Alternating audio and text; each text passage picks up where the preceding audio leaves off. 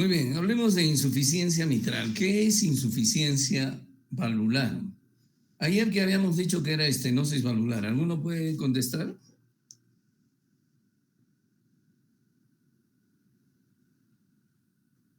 ¿Nadie?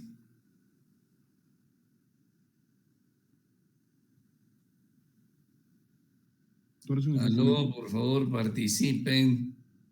Buenas tardes, doctor. Es un estrechamiento de la válvula mitral, doctor. Es un estrechamiento, una reducción del área valvular. Es una reducción del área valvular, ¿cierto? Es una válvula que no abre bien y una obstrucción. Ayer era, en caso de la estenosis mitral, una obstrucción al llenado ventricular izquierdo.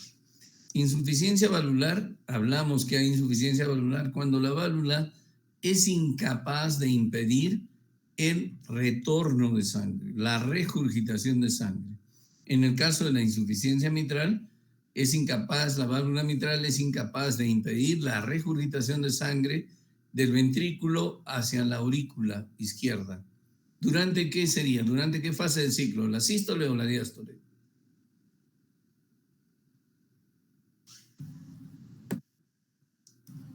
Sístole. Hablen. ¿Quién dijo? ¿Quién dijo sístole? Yo, doctor. ¿Quién dijo sístole? ¿Su nombre, doctora? Milagros ¿Quién es Escobedo. yo? ¿Perdón? Milagros Escobedo. Ya, muy bien. Está bien, es correcto. Durante la sístole. Entonces, la insuficiencia mitral consiste en la incapacidad de la válvula mitral de impedir la regurgitación de sangre del ventrículo hacia la aurícula izquierda durante la sístole. A diferencia de la estenosis mitral, en la cual la etiología o las causas de estenosis mitral se restringen a causas muy, muy contadas, la insuficiencia mitral más bien tiene una mayor cantidad de etiologías o de procesos patológicos que pueden producir insuficiencia mitral, que pueden producir esta regurgitación mitral, afectando las diferentes estructuras que conforman el aparato valvular mitral, como son el anillo valvular mitral, las cuerdas tendinosas, los músculos papilares, el músculo cardíaco, las valvas de la válvula mitral. Entonces, cualquiera de estos 5 componentes del aparato valvular mitral pueden afectarse y pueden producir insuficiencia mitral. Por lo tanto, las causas de insuficiencia mitral son bastante más variadas que en la estenosis mitral. Podemos dividir a las causas de estenosis mitral en causas agudas y crónicas, ¿no? Dentro de las causas agudas está la endocarditis infecciosa, la ruptura del músculo papilar, como ocurre en el infarto agudo del miocardio, especialmente del músculo papilar posteromedial, porque tiene una irrigación muy especial. La ruptura de las cuerdas tendinosas, por ejemplo, como ocurre en el prolapso de válvula mitral o en la endocarditis infecciosa aguda. En el prolapso de válvula mitral se puede sobreponer una insuficiencia mitral aguda sobre una insuficiencia mitral crónica, porque el prolapso de válvula mitral es una causa de insuficiencia mitral crónica. Y si se rompe, entonces esa insuficiencia mitral se agudiza como consecuencia de una ruptura de la cuerda tendinosa. La endocarditis infecciosa también puede causar ruptura de endocarditis de cuerda tendinosa. Y un trauma cerrado del tórax también nos puede producir ruptura, compromiso de cualquiera de las estructuras de la válvula mitral.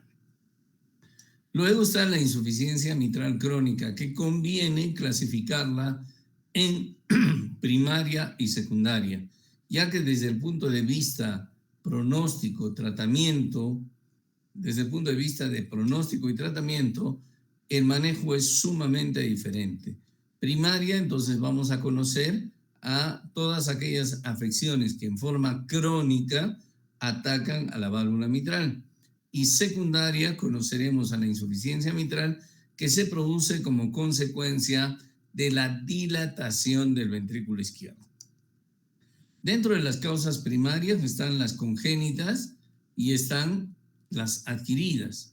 Dentro de las causas congénitas, por ejemplo, están la comunicación interventricular tipo canal o el defecto del canal aurículo-ventricular, están los orificios de las valvas de la válvula mitral, conocidos como clet, que permiten la regurgitación y que son frecuentes, por ejemplo, en la comunicación interauricular tipo ostium primum, o son frecuentes en los defectos de los cojines endocárdicos.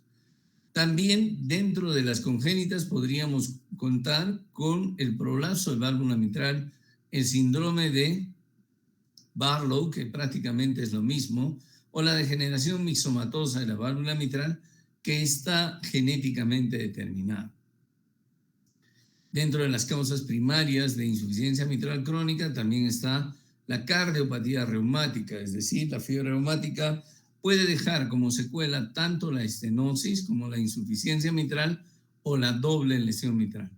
La endocarditis infecciosa curada también nos puede producir insuficiencia mitral, y la radiación, la radioterapia, a veces hecha por una serie de afecciones a nivel torácico, nos puede producir lesión de los componentes del aparato valvular mitral y con ello insuficiencia y a veces cierto grado de estenosis valvular mitral. La insuficiencia mitral secundaria, ¿no es cierto?, está en relación a todas aquellas condiciones que nos producen dilatación del ventrículo izquierdo y con ello dilatación del anillo, las valvas coaptan mal y el paciente desarrolla insuficiencia mitral, pero de tipo secundario. De hecho, esta alteración la hemos mencionado cuando hemos hablado de insuficiencia cardíaca. Esto es bastante frecuente en la cardiomiopatía isquémica, en la dilatada. Hay insuficiencia mitral en la cardiomiopatía hipertrófica. La fibrilación auricular crónica puede producir dilatación de la aurícula izquierda y con ello dilatación del anillo y favorecer insuficiencia mitral. Luego también está la calcificación del anillo valvular mitral con extensión hacia las valvas, lo cual es frecuente, más frecuente en las mujeres con lupus eritematoso sistémico y en aquellas personas con insuficiencia renal.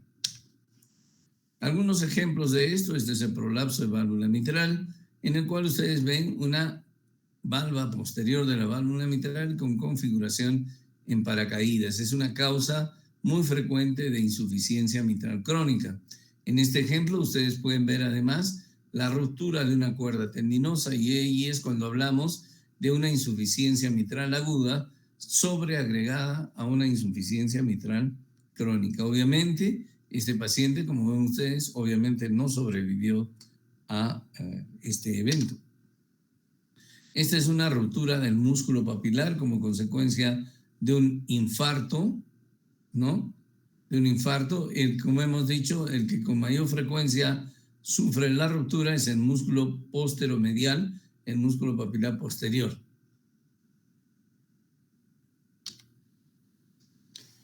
¿Cuál es la fisiopatología de la insuficiencia mitral? Como hemos dividido a la insuficiencia mitral en aguda y crónica, podemos distinguir también dos tipos de fisiopatología de la insuficiencia mitral. En la insuficiencia mitral aguda se produce una súbita eyección de sangre en aurícula izquierda, ya sea por endocarditis infecciosa, por un músculo, por ruptura de músculo papilar en el infarto, por un traumatismo cerrado de tórax, etc. Ya sea de eso, cualquiera sea la causa, se produce una súbita eyección de sangre en la aurícula izquierda, lo cual ocasiona una máxima distensión de las fibras musculares auriculares y sobrecarga de volumen, ¿no? A pesar de ello, disminuye el volumen de eyección del ventrículo izquierdo. ¿Por qué? Porque el ventrículo izquierdo se va a vaciar en la aurícula izquierda y entonces el volumen de eyección, el volumen anterógrado del ventrículo izquierdo disminuye.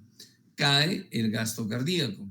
En la insuficiencia mitral aguda, la distensibilidad de la aurícula izquierda es normal o está disminuida. Eso lo venimos diciendo desde que hablamos de soplos, ¿no es cierto? Como consecuencia de ello, la presión a nivel auricular izquierdo aumenta muchísimo en la insuficiencia mitral aguda. Y esta presión se va a transmitir en forma retrógrada hacia los pulmones, ocasionando ¿qué cosa? Congestión pulmonar con un bajo gasto. ¿Debido a qué? Debido a que el volumen que eyecta el ventrículo izquierdo se va hacia la aurícula izquierda con una función sistólica normal, es decir, obviamente, la capacidad de contracción del ventrículo izquierdo puede no estar disminuida. De modo que estos pacientes entonces con insuficiencia mitral aguda van a desarrollar cuadros de edema agudo de pulmón. ¿Qué ocurre? Entonces, esto es normalmente, miren, la presión a nivel auricular izquierdo no supera los 10 milímetros de mercurio. Se produce insuficiencia mitral aguda y la presión a nivel auricular izquierdo casi se triplica. El volumen de fin de sístole disminuye, el volumen de fin de diástole se incrementa y el volumen de regurgitación es importante hacia la aurícula izquierda. Por lo tanto, la característica de la insuficiencia mitral aguda fisiopatológica es un gran aumento de la presión a nivel auricular izquierdo debido a que la distensibilidad a nivel auricular izquierdo está muy incrementada. Perdón, está disminuida. A nivel auricular izquierdo está muy disminuida y eso ocasiona un incremento notable de la presión a nivel auricular izquierdo, la cual se transmite hacia las venas pulmonares, ocasionando ¿qué cosa? Congestión pulmonar y edema agudo de pulmón. En cambio, en la insuficiencia mitral crónica, la situación es bastante diferente, ¿no? ¿Por qué? Porque en la insuficiencia mitral crónica, el ventrículo izquierdo se vacía en una cámara de baja presión. ¿No es cierto? Se vacía en la aurícula izquierda. La compensación a este fenómeno, al vaciarse en la aurícula izquierda, entonces el volumen anterógrado del ventrículo izquierdo hacia la aorta disminuye, porque parte de su volumen se va hacia la aurícula izquierda. Muy bien, la compensación a esto es aumentar su vaciado. El ventrículo izquierdo aumenta su vaciado, pero al mismo tiempo aumenta el volumen del ventrículo izquierdo. ¿Por qué? Porque existe sobrecarga de volumen del mismo, porque el volumen expulsado hacia la aurícula izquierda se une al volumen que viene de los pulmones y entonces se produce una sobrecarga de volumen del ventrículo izquierdo. El ventrículo izquierdo responde a esta sobrecarga de volumen dilatándose y aumentando su distensibilidad. Entonces, en resumen, para compensar el volumen que se va hacia la aurícula izquierda, el ventrículo izquierdo aumenta su volumen de eyección. Por lo tanto, en la insuficiencia mitral aumenta la fracción de eyección. Para impedir que aumente la presión de fin de diástole debido a la sobrecarga de volumen, el ventrículo izquierdo se dilata y aumenta su distensibilidad. Este aumento de su distensibilidad permite que la presión de fin de diástole no se incremente sino hasta etapas tardías de la enfermedad.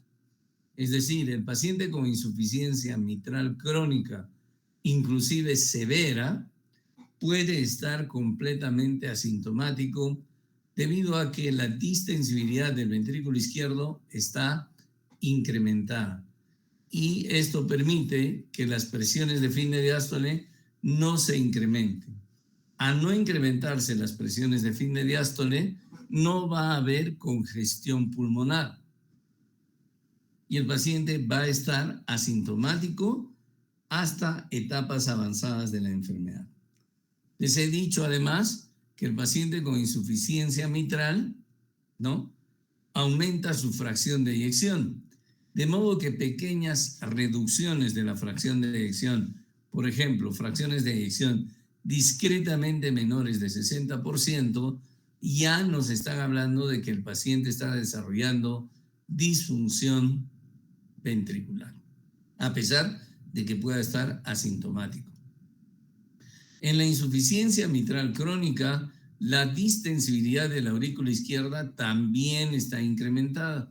Por eso la presión tampoco aumenta demasiado a nivel auricular izquierdo y la aurícula izquierda también está dilatada. De hecho, las dilataciones que producen la insuficiencia mitral suelen ser mayores o más severas que aquellas que produce la estenosis mitral. Por lo tanto, el paciente con insuficiencia mitral que desarrolla evidencia de congestión pulmonar, podemos asumir que está en etapas avanzadas de su enfermedad. El ventrículo izquierdo va a continuar dilatándose debido a la sobrecarga de volumen. Y mientras se dilata, aumenta el volumen de fin de sístole, el volumen de fin de diástole y la presión de fin de diástole. Cuando esto ocurre y ya la dilatación del ventrículo izquierdo llega a su límite, lo mismo que la distensibilidad, aumentan las presiones de fin de diástole y se produce congestión pulmonar y el paciente desarrolla todos los signos de insuficiencia cardíaca. La dilatación del ventrículo izquierdo favorece mayor insuficiencia mitral. ¿Cómo así? Resulta que la dilatación ventricular izquierda dilata el anillo valvular mitral y esto desplaza a la valva, especialmente posterior de la válvula mitral, hacia atrás, impidiendo una adecuada coaptación de las valvas al momento del cierre o al momento de la sístole. Por lo tanto, la insuficiencia mitral se dice que genera más insuficiencia mitral. En la insuficiencia mitral compensada, entonces, en resumen, tenemos esto. La aurícula izquierda está crecida, su distensibilidad está aumentada, lo mismo que la distensibilidad y la dilatación del ventrículo izquierdo. Esto trae como consecuencia que la presión a nivel auricular izquierdo no aumente demasiado. Cuando estos mecanismos compensatorios de dilatación y aumento de la distensibilidad, sobre todo el ventrículo izquierdo, no son suficientes, entonces aumentan los volúmenes de fin de diástole, aumenta el volumen de fin de sístole que se queda a nivel ventricular y aumentan las presiones de fin de diástole. El aumento de la presión de fin de diástole se transmite hacia la aurícula izquierda y esto hacia los pulmones, ocasionando ya congestión pulmonar e insuficiencia cardíaca. Entonces, el cuadro clínico de la insuficiencia mitral aguda es el cuadro clínico de edema agudo de pulmón, ¿no? En la insuficiencia mitral aguda. Además, veremos que algunas cosas podemos encontrar la auscultación en el paciente con insuficiencia mitral aguda. Pero el paciente con insuficiencia mitral aguda va a desarrollar edema agudo de pulmón. En cambio, el paciente con insuficiencia mitral crónica, sobre todo leve a moderada, puede estar asintomático por mucho tiempo, debido a que la distensibilidad incrementada del ventrículo izquierdo impide que aumenten las presiones de fin de diástole y el paciente no desarrolla disnea. Cuando el paciente comienza a desarrollar síntomas, antes de quejarse de disnea, se suele quejar de fatiga, disminución en la fuerza a nivel de los miembros inferiores, sobre todo al caminar, debido a la caída del gasto cardíaco. Ya cuando aumentan las presiones de llenado, entonces el paciente comienza a desarrollar todas las manifestaciones de insuficiencia cardíaca que conocemos. Una disnea progresiva, al inicio a esfuerzos mayores que los habituales o menores que los habituales, llegando a disnea de reposo o disnea paroxística nocturna. Entonces, ya cuando el paciente está en etapas avanzadas de su enfermedad, desarrolla todas las manifestaciones de insuficiencia cardíaca que conocemos. ¿Qué otras cosas se pueden presentar en el paciente con estenosis mitral? Las palpitaciones. Las palpitaciones que también son frecuentes debido especialmente a fibrilación auricular. De hecho, la fibrilación auricular es más frecuente en la insuficiencia mitral que en la estenosis mitral, debido a que la insuficiencia mitral ocasiona crecimientos auriculares izquierdos mucho mayores o mucho más importantes que la estenosis mitral. Cuando yo examino a mi paciente con insuficiencia mitral, lo que voy a encontrar es evidencia de sobrecarga de volumen del ventrículo izquierdo. Por lo tanto, el choque de punta va a estar desplazado hacia abajo y hacia la izquierda, si la insuficiencia mitral es importante. Un impulso ventricular izquierdo hiperdinámico. Voy a encontrar un impulso ventricular izquierdo hiperdinámico. Entonces, choque de punta es desplazado hacia abajo y hacia la izquierda. Impulso ventricular izquierdo hiperdinámico. La presión arterial suele ser normal, mientras que el pulso cardíaco, el pulso arterial suele tener una característica de Zeller. Puede ser Zeller, aunque no tanto como la insuficiencia aórtica, pero puede tener un pulso Zeller. A la auscultación, lo común es que encontremos un primer ruido disminuido. En la insuficiencia mitral crónica severa, el segundo ruido está desdoblado, pero en forma fisiológica. Hay un desdoblamiento amplio del segundo ruido en forma fisiológica debido al cierre prematuro de la válvula mitral, porque el ventrículo izquierdo se vacía rápidamente. Entonces, un desdoblamiento amplio y fisiológico del segundo ruido, lo que me muestra que la insuficiencia mitral es severa. Luego puedo encontrar tercer ruido, no necesariamente que signifique que el ventrículo está fallando, puede ser que esté fallando, pero en una insuficiencia mitral crónica severa puedo encontrar tercer ruido también. Y rodamiento mitral. Ayer habíamos hablado que una causa de rodamiento era la insuficiencia mitral, una causa de presencia de rodamiento mitral. En este caso, el rodamiento mitral ocurre porque la cantidad de sangre que va a regresar al ventrículo izquierdo en el siguiente ciclo durante la diástole se incrementa de tal manera que se establece una diferencia de presiones entre la válvula mitral, ¿no? Una diferencia de presiones a nivel de la válvula mitral entre aurícula y ventrículo izquierdos, debido fundamentalmente a la cantidad de sangre que retorna hacia el ventrículo, sin que ello signifique que tiene una estenosis mitral asociada. En la insuficiencia mitral aguda solemos encontrar cuarto ruido cardíaco.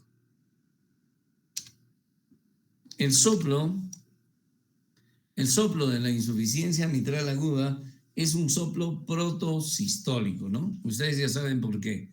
¿Por qué es un soplo protosistólico? ¿Aló?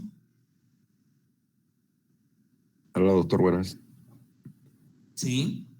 Porque la distancia El soplo es protosistólico protosistólico porque las presiones entre la aurícula y el ventrículo se igualan rápidamente, doctor. Claro, ¿debido a qué? El otro doctor que le cortó, ¿por qué se igualan rápidamente? Acaba de mencionarlo. Porque la distanciabilidad de la aurícula izquierda está conservada. ¿Es normal o está disminuido? Por eso es que también la presión aumenta. Y como aumenta la presión en la aurícula izquierda, como dice el doctor Moreno, rápidamente es igual a la diferencia de presiones y desaparece el soplo. En la insuficiencia mitral aguda, entonces el soplo es protosistólico. En cambio, en la insuficiencia mitral crónica, el soplo es holosistólico o en barra. Holosistólico o en barra. Y puede dirigir, la mayoría de veces se dirige hacia la axila, ¿no? La mayoría de veces. Cuando la causante de la insuficiencia mitral es la valva anterior, como ocurre muy frecuentemente, pero ocasionalmente La causante de la insuficiencia mitral es la valva posterior y en este caso se dirige hacia la base y nos puede hacer confundir con un soplo de estenosis aórtica. Hay que tener en cuenta eso, ¿no? Entonces, choque de punta, desplazado hacia abajo, hacia la izquierda, impulso ventricular izquierdo hiperdinámico, pulso ligeramente Zeller y soplo holosistólico en la insuficiencia mitral crónica, en la aguda protosistólico, asociado a presencia de cuarto ruido. En cuanto a los exámenes auxiliares, ¿no? Cuando tenemos un paciente en ritmo sinusal, entonces vamos a encontrar también evidencia de crecimiento auricular izquierdo, ¿no? Ya si el paciente desarrolla hipertensión pulmonar, puede haber crecimiento biauricular. Sin embargo, es muy frecuente que el paciente con insuficiencia mitral tenga en su electrocardiograma esto, ¿qué cosa es? Fibrilación auricular. Complejos QR, ausencia de ondas P, ondas F minúsculas, complejos QRS que se repiten a intervalos irregulares, típico de fibrilación auricular. Por lo demás, el paciente puede no tener cambios importantes en el complejo QRS o puede, como en este caso, tener evidencia de hipertrofia ventricular izquierda, ¿no? De hipertrofia ventricular izquierda como consecuencia de la sobrecarga que está sufriendo el ventrículo. La radiografía de tórax es un poquito más específica, un poquito mejor, donde nos muestra qué cosa.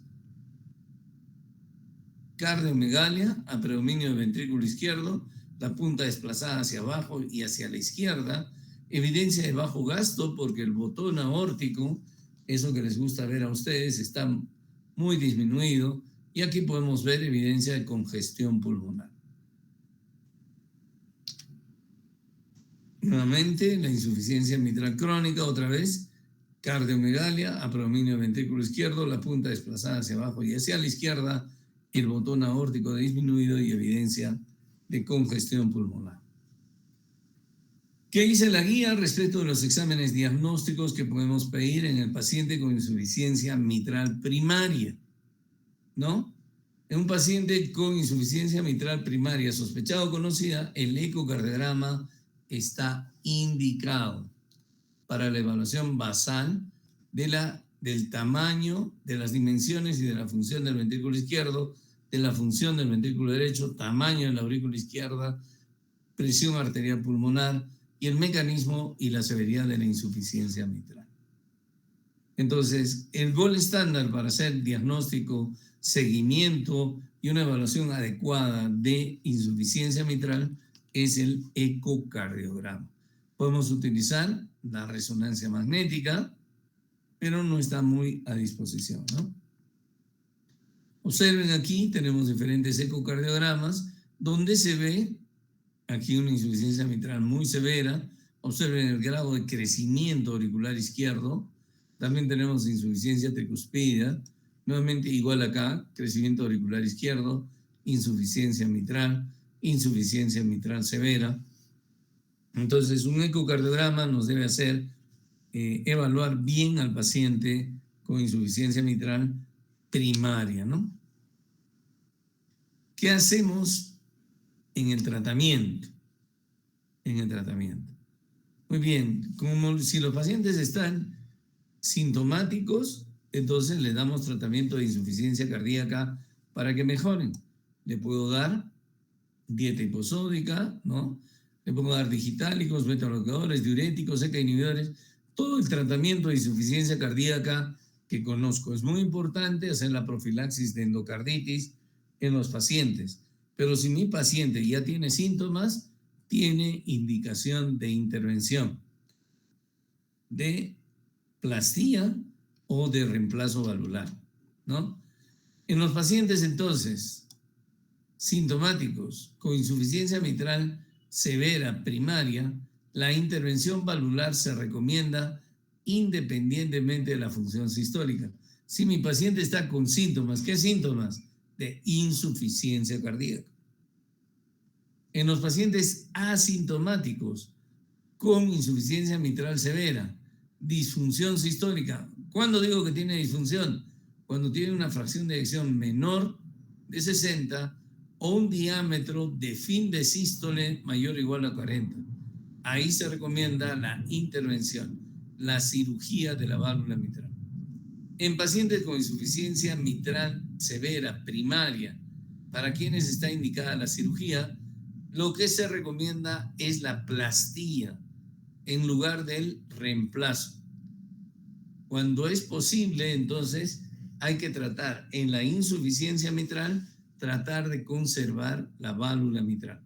Si no es posible, entonces recién se reemplaza la válvula mitral. Entonces, es muy importante que ustedes sepan que la presencia de síntomas es indicación de intervención. Si el paciente está asintomático, tengo que hacerle un ecocardiograma, porque hay parámetros como estos que me dicen que el paciente ya necesita cirugía. Y si necesita cirugía, lo ideal es hacer la plastía de la válvula mitral, tratar de conservarla, a menos que la enfermedad sea tan severa que necesite un reemplazo valvular mitral. ¿No? Esto es de la guía, esto es de la misma guía, solamente que esto es lo que aparece en el Harrison de este año. Entonces, una guía, ¿qué hago con mi paciente que tiene insuficiencia mitral? Ok, si mi paciente tiene síntomas, no lo dudo, tiene que operarse. Si mi paciente no tiene síntomas, tengo que ver su fracción de eyección menor de 60 o el diámetro de fin de sístole mayor de 40, tiene que operarse. ¿Sí? Entonces, es sencillo. Ustedes recuerden, paciente con problema valvular, estenosis o insuficiencia sintomático, hay que operar. En el resto de indicaciones, como ustedes ven, es individualizada la cosa. Se puede reparar. En la mayoría se prefiere, como ven también, el reparo, es decir, la plastía, la conservación de la válvula, ¿no? La guía dice lo mismo, el 2021, el año pasado, la guía de los europeos, el reparo de la válvula mitral está recomendada, ¿no?, durante la cirugía, cuando se espera que los resultados sean durables. La cirugía se recomienda en pacientes sintomáticos. La cirugía se recomienda en pacientes asintomáticos con los parámetros que hemos mencionado. Los europeos en su guía del año pasado manifiestan lo siguiente. Sencillo, si el paciente tiene síntomas, sí, hay que operar, ¿no? Si tiene alto riesgo, bueno, le damos paliativos. Si no tiene síntomas, los parámetros que hemos mencionado. Si tiene esos parámetros, cirugía. De preferencia, cuando sea posible, plastía, reparar la válvula. Si no tiene síntomas, entonces hay que seguirlo. Hay que seguirlo. Muy bien. Hasta ahora hemos hablado entonces de cómo manejar la insuficiencia mitral. Insuficiencia mitral secundaria. ¿Cuál es la indicación fundamental de la insuficiencia mitral secundaria? Entonces, la indicación fundamental del tratamiento de la insuficiencia mitral secundaria, ¿no es cierto?, es el manejo de la insuficiencia cardíaca mediante las guías de terapia. Pacientes con insuficiencia mitral crónica severa secundaria y estadios avanzados de insuficiencia cardíaca con fracción de eyección reducida deberían recibir el tratamiento médico estándar de las guías de insuficiencia cardíaca. Entonces, lo que hacemos con esos pacientes no es necesariamente operarlos, sino optimizar su tratamiento médico. Y se ha visto que incluso mejora la insuficiencia mitral.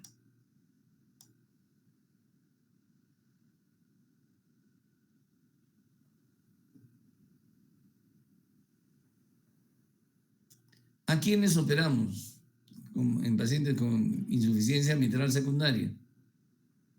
Solo aquellos que permanecen sintomáticos a pesar de la terapia médica óptima, ¿no? Y se ha decidido y esto tiene que ser decidido no por una persona, no por el cardiólogo, sino por un equipo de médicos. Por un equipo de médicos. En el caso de los pacientes coronarios con insuficiencia mitral secundaria, aparte de la cirugía valvular, se necesita o se recomienda la revascularización. ¿Qué dice entonces la guía respecto a insuficiencia mitral secundaria? El tratamiento de elección es el tratamiento médico óptimo de la insuficiencia cardíaca. De ahí, como ven, ninguno de estos cuadraditos son verdecitos. Todo tiene que individualizarse. De lo único que se está de acuerdo en todos es que el tratamiento, la terapia médica óptima es el tratamiento de elección en la insuficiencia mitral secundaria. Se está intentando hacer en algunos pacientes, sobre todo en aquellos pacientes que tienen prolapso de válvula mitral, un tratamiento percutáneo para reducir su insuficiencia mitral, y se trata de poner clips de borde a borde, o sea, edge to edge, ¿no? De borde a borde en la válvula mitral, pero eso se hace en pacientes seleccionados y en una técnica muy individualizada. Tal vez con el tiempo seamos capaces de reemplazar la válvula mitral por vía percutánea. Si tienen ustedes alguna pregunta, con mucho gusto.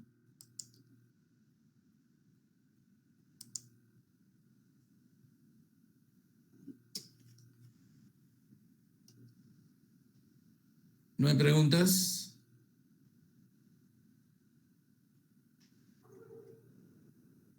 ¿Preguntas? Ok. Nos vemos mañana entonces. Está bien, doctor, hasta el día de mañana. Chao, hasta mañana. Mañana.